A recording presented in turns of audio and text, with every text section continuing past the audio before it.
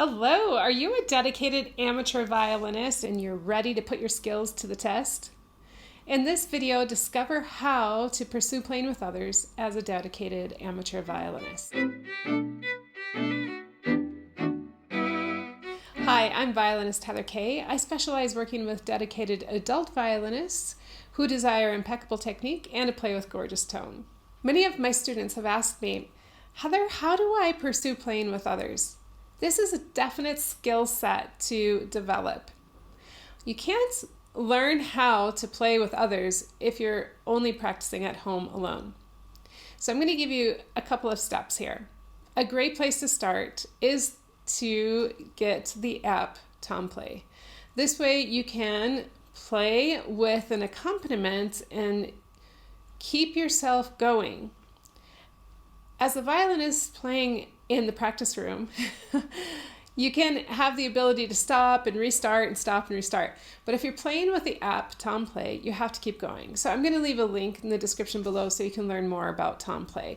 It's really great. You can play with orchestral accompaniment or pianist, your choice, and it has all different varying levels. So that's a great place to start before you start working with others. That way you know, okay, yes, I can play along with the music, because you don't want to get together with other people and then find out that you're really having a difficult time even playing with another part. So prepare yourself before jumping in the fire and practice with TomPlay. The next step is to find a pianist. As solo violinists, we need to play with an accompaniment many times. For the majority of the repertoire, the violin repertoire, it is with an accompaniment. A great way to play with an accompaniment is to get yourself your own personal pianist. You may feel like, well, I'm not quite ready for that, but you are. Everybody, even at the twinkle stage, is ready for a pianist to work with. You can call up the local piano teacher and ask their recommendations of a pianist that you can work with. Be prepared to have to pay this pianist. It's not going to be something that's going to be for free unless you just happen to have a friend that's a piano player and wants to play along with you. But it is an expense that would be beneficial to your violin journey. When you play with a pianist, you want to make sure you're prepared and not just hop into that rehearsal unprepared. And how to prepare yourself is to play with the piano part, to study the score, and know exactly what's going on in both parts before you meet with a pianist. Another great way to pursue playing with others is to find people that are at your similar level. If you can find another violinist, you can play duets together. If you can find a violist or a cellist, you can play duets with them as well.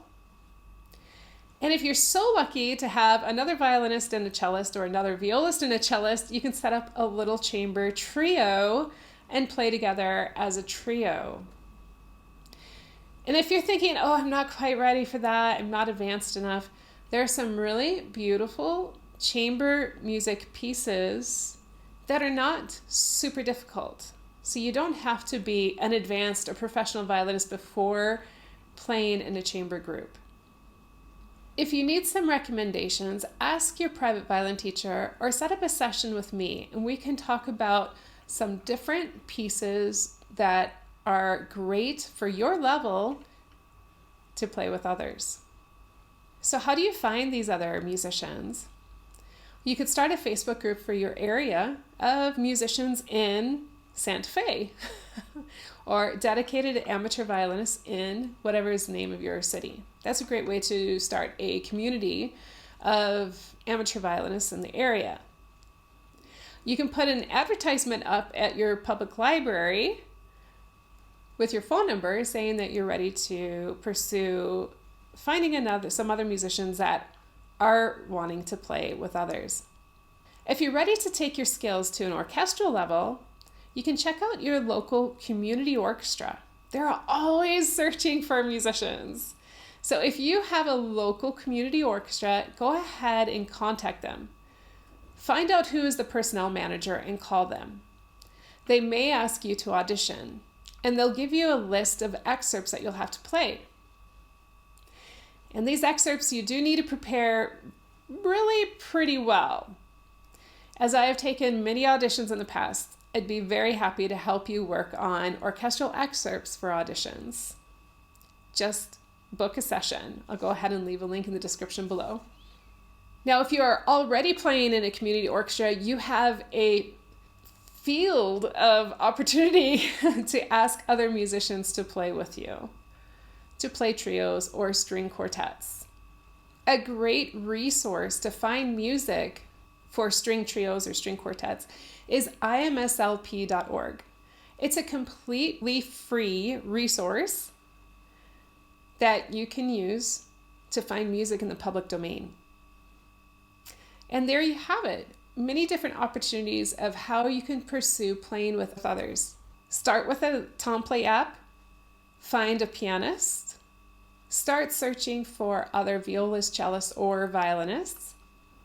And if you have any questions on repertoire, to ask your teacher or set up a session with me. Once you've had a few rehearsals with your musician friends, you could start to pursue having regular chamber coaching sessions, which I absolutely love to do. And these can be held online via Zoom to get coached along your way as a budding string trio or string quartet. Have fun playing with others. Ciao!